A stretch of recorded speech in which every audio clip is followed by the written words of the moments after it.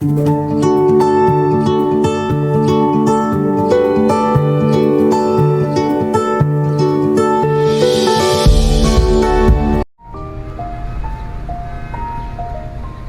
एक छोटी सी बच्ची हाथ में मिट्टी की गुल्लक लेकर के भागती हुई एक दवाइयों की दुकान पर गई। वो काफी देर तक वहां पर खड़ी रही, लेकिन दुकानदार का ध्यान उसकी तरफ नहीं गया क्योंकि और भी बहुत सारे लोग खड़े हुए थे। उसने दुकानदार को कई बार बुलाया, लेकिन वहां पर भीड़ इतनी थी कि दुकानदार का ध्यान उसकी तरफ गया ही नहीं। और फिर उस बच्ची को थोड़ा सा गुस्सा आया तो उसने अपनी मिट्टी की गुल्लक लेकर के वहीं काउंटर पर जोर से रख दी, जिसके बाद में जो दुकानदार था और जितने भी लोग खड़े थे वो सब उस बच्ची की तरफ देखने लग गए। और फिर उस दुकानदार ने उस बच्ची से पूछा, बेटे आपको क्या चाहिए? तो वो बड़े ही भोलेपन से बोली कि मुझे एक चमत्कार चाहिए। ये सुनकर के दुकानदार को कुछ समझ नहीं आया, ना ही वहां पर जो लोग थे उनको कुछ समझ में आया, और सब उसकी तरफ देखने लग गए।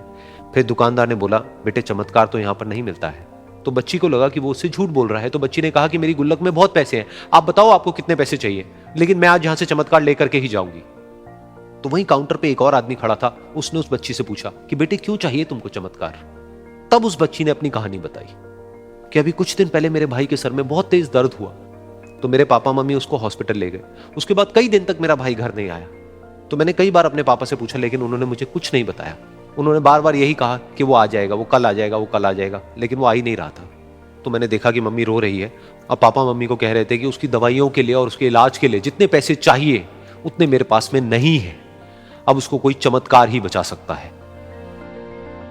तब मुझे लगा कि अगर मेरे पापा के पास में इतने पैसे नहीं भी हैं तो क्या हुआ, मेरे पास में तो है। तो मैंने जितने भी पैसे जोड़ रखे हैं वो सारे लेकर के मैं इस दवाई की दुकान पर आई।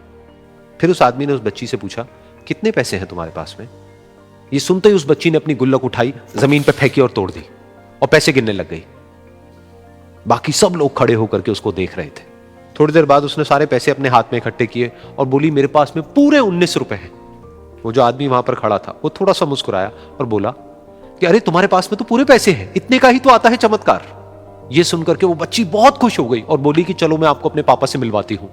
बाद में पता लगा कि वो आदमी कोई आम आदमी नहीं था, बल्कि एक बहुत बड़ा न्यूरोसर्जन था, और उसने सिर्फ 19 रुपए में उसके भाई की सर्जरी करी, और कुछ ही दिन बाद वो ठीक होकर के घर वापस आ गया। फिर कुछ दिन बाद वो बच्ची, उसका भाई, उसके पापा, उसकी मम्मी, चारों एक साथ बैठे हुए थे और बात कर रहे थे। तो उसकी मम्मी ने उसके पापा से पूछा कि अब तो बता दो ये चमत्कार आपने किया कैसे? तो उन्होंने अपनी बेटी की तरफ देखा और बोले, ये चमत्कार मैंने नहीं, इसने किया है।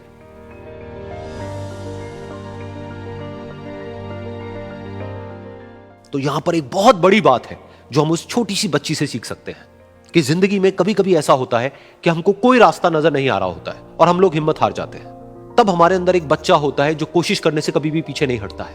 वो हार मानने को तैयार नहीं होता है क्योंकि उसको ना शब्द समझ नहीं आता है। वो बच्चा जिसके लिए कुछ भी नामुमकिन नहीं है, क्योंकि वो हर हाल में कोशिश करता ही रहता है।